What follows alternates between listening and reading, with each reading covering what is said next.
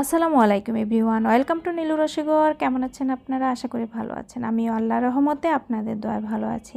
আজ আমি আপনাদের জন্য নিয়ে এসেছি খুবই সিম্পল একটি রেসিপি, লইট্টা মাছ কারি রেসিপি। কিভাবে লইট্টা মাছ খুব সহজে রান্না করা যায় সেই রেসিপি নিয়ে আপনাদের সামনে উপস্থিত হয়েছে। আশা করি রেসিপিটি আপনাদের ভালো লাগবে। যদি রেসিপিটি আপনাদের ভালো লাগে তাহলে আমাকে একটা লাইক কমেন্ট শেয়ার করে দিবেন।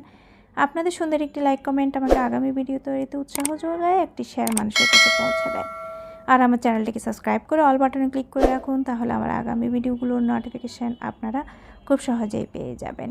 লইট্টা মাছের জন্য আমি এখানে 500 গ্রাম লইট্টা মাছকে কেটে ভালো করে ধুয়ে পরিষ্কার করে নিয়েছি।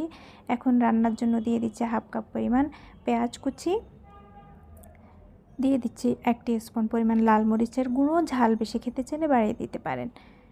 1 টিস্পুন হলুদের গুঁড়ো, 1/4 কাপ পরিমাণ রসুন পেস্ট, 1 টিস্পুন লবণ। লবণটা একটু বুঝে শুনে দিবেন যেহেতু এটা সামুদ্রিক মাছ। 2টো টমেটোকে চিকন চিকন করে কেটে দিয়েছি। সরিষার তেল দিচ্ছি 2 টেবিল স্পুন। তারপর আবার দিয়ে দিচ্ছি এখানে রেগুলার অয়েল। সরিষার তেল এবং রেগুলার অয়েল সমান সমান দিব, 2 টেবিল স্পুন। আপনারা যে কোনো একটা দিয়ে রান্না করতে পারেন, দুটো দিলে টেস্টটা একটু ভালো লাগে। তারপর দিয়ে দিচ্ছে হাফ কাপ পরিমাণ পানি। খুব বেশি পানি দেওয়া যাবে না, যেহেতু এটাকে আমি মাখা মাখা করে রান্না করব। মাছ থেকে আর টমেটো থেকে অনেক পরিমাণে পানি বের হবে। তারপরে ভালো করে ম্যারিনেট করে দিতে হবে। এই অবস্থায় কিন্তু চুলা বন্ধ অবস্থায় লইট্টা মাছকে ম্যারিনেট করে দিতে হয়। রান্না অবস্থায় লইট্টা মাছ কিন্তু একদমই নাড়াচাড়া করা যায় না, তাই আগেই ভালোভাবে ম্যারিনেট করে এটিকে চুলার মধ্যে বসাতে হয় রান্নার জন্য। ঢাকনা দিয়ে দিচ্ছি। ঢাকনা দিয়ে 10 মিনিট রান্না করেছি। 10 মিনিট পরে এরকম যখন মাখা মাখা ঝোল হয়ে আসবে তখন এটার মধ্যে আমি দিয়ে দিব কয়েকটা কাঁচামরিচ।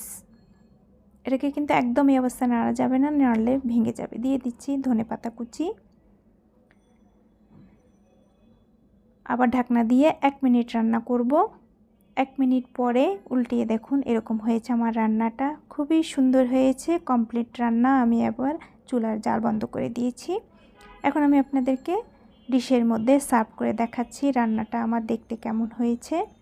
এই রান্নাটা দেখতে আমার যেমন সুন্দর হয়েছে, খেতেও খুবই মজাদার হয়েছে।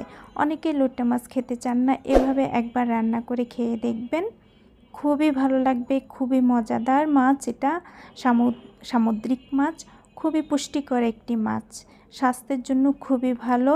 আশা করি রেসিপিটা আপনাদের ভালো লেগেছে, অবশ্যই ট্রাই করবেন। আমার জন্য দোয়া করবেন। সবাই ভালো থাকবেন। আসসালামু আলাইকুম।